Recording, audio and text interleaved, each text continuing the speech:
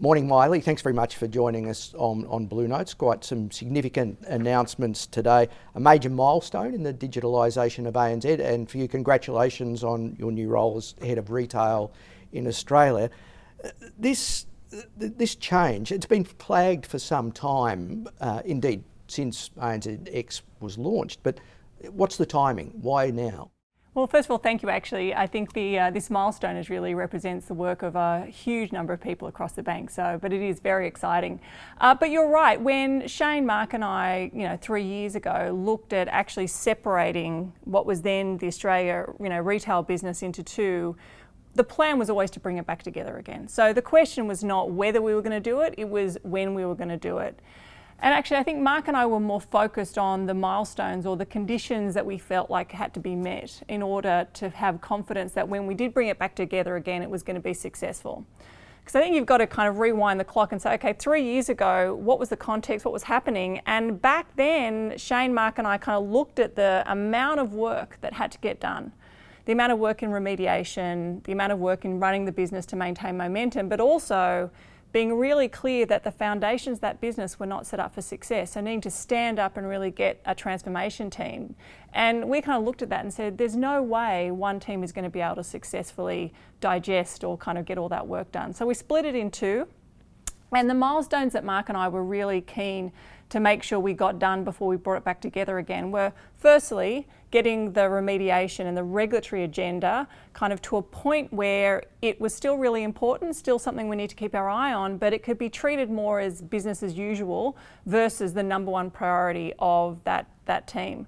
And the second one is we had to have confidence that the transformation team that we were standing up was going to be able to deliver the quality of work, but also the roadmap and delivery of work sufficient for us to have confidence that it was going to genuinely, transform the underpinning of the bank. So the good news is that the team's done an extraordinary amount of work, and we feel like those two conditions are met. And as we're about to launch our first ANZ Plus proposition, so it's exciting.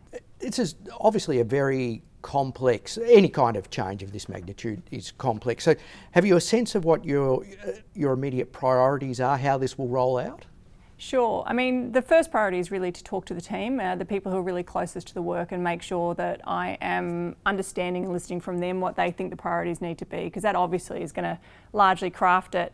But I go in obviously with some assumptions, and I really have them in what are the business priorities and what are the organisational priorities.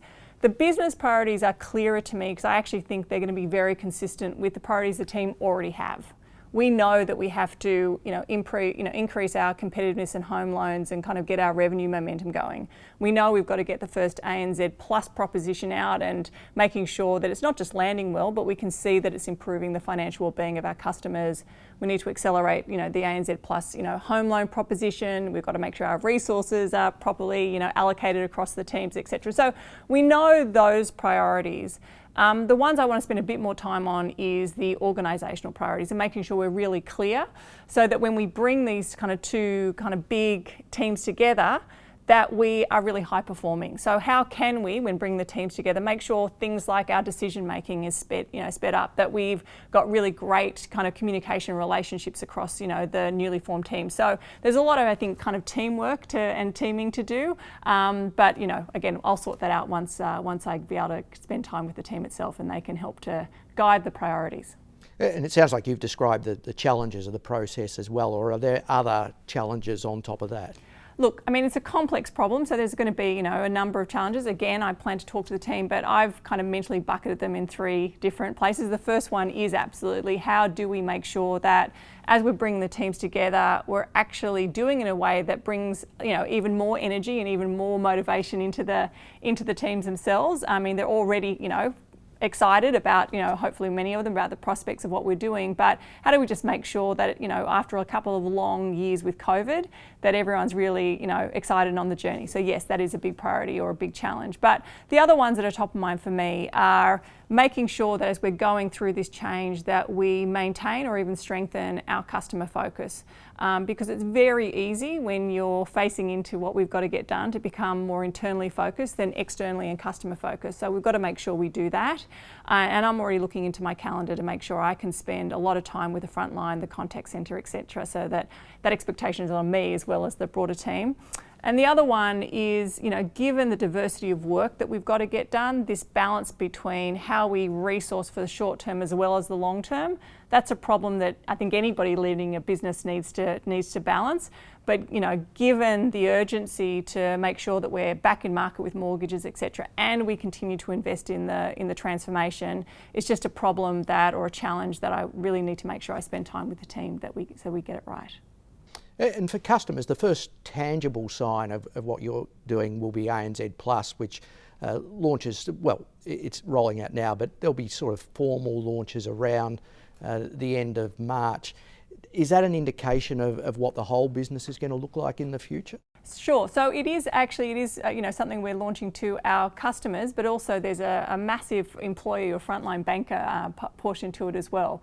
But really, what we're launching in March is the first of the propositions, and really it's what we're calling minimum lovable or a minimum viable product, meaning that we're putting something out that we're really proud of, that we can absolutely see is going to really help our customers improve their financial well-being, but it's not the end point, and we're basically, the first launch is focusing on savings and transaction accounts, distributed via a new kind of app with a lot more and great functionality, and supported by coaches, and those coaches are going to have some wonderful new technology and tools to help them. So it is kind of confined at this point to savings and transaction accounts and is minimum viable. But the engine we're building means that you're going to see a lot of functionality continue to drop to get it from minimum viable to hopefully best in class. So for example, across March and April, I think we've got about 40 bits of functionality that we're going to be releasing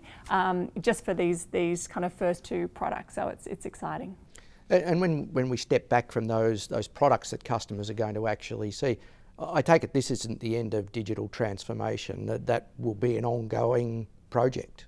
Well, I am assuming anyone who knows how to manage digital transformation will have a job for the rest of their lives, because it's never going to stop. But absolutely, we've got a lot of work to do. The next thing we've got to get out the door is our home loans, and getting a really winning kind of digital centric home loan proposition out, and we're well advanced in the design and and the kind of the delivery of that, but we're really hoping to get a beta version of that out this year.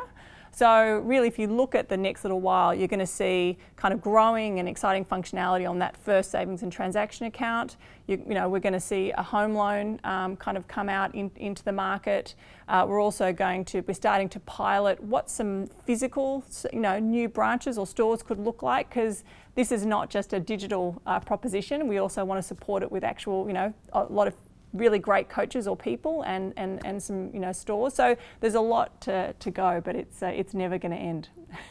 Our customers continue to increase their expectations, and we've got to keep pace with them. Well, thanks very much for your time this morning. Good luck with the process. Thank you. I'm looking forward to it.